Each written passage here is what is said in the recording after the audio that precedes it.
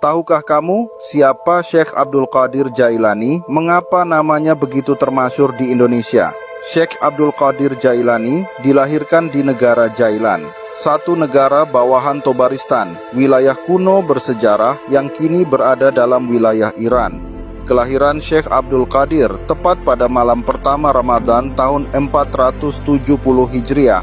Di masa mudanya beliau merantau ke Baghdad untuk mendalami ilmu agama, bertemu dengan para ulama besar, dan belajar tasawuf dari Ad-Dabbas.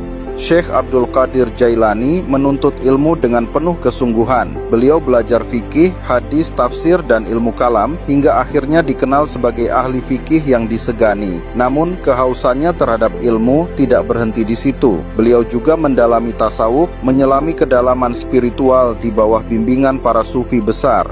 Di antaranya Syekh Abu Al-Khair Hamad Ad-Dabbas dan Syekh Abu Sa'id Al-Mukharrami.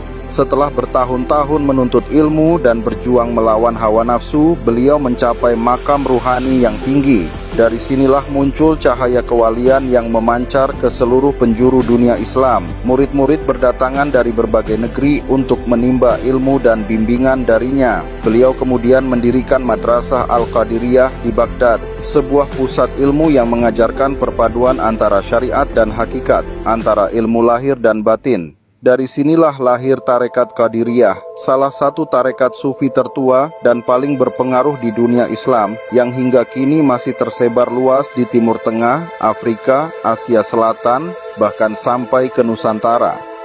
Kehidupan beliau dipenuhi karamah, tanda-tanda kekuasaan Allah yang tampak melalui dirinya. Namun Syekh Abdul Qadir selalu menegaskan bahwa semua itu bukan karena dirinya, melainkan semata-mata karena rahmat dan kehendak Allah Subhanahu wa Ta'ala. Beliau wafat di Baghdad pada 10 Muharram 571 Hijriah atau 1186 Masehi. Makam beliau di Baghdad menjadi tempat ziarah jutaan umat Islam dari seluruh dunia yang datang untuk mengenang dan meneladani kebersihan hati serta keteguhan iman seorang wali agung.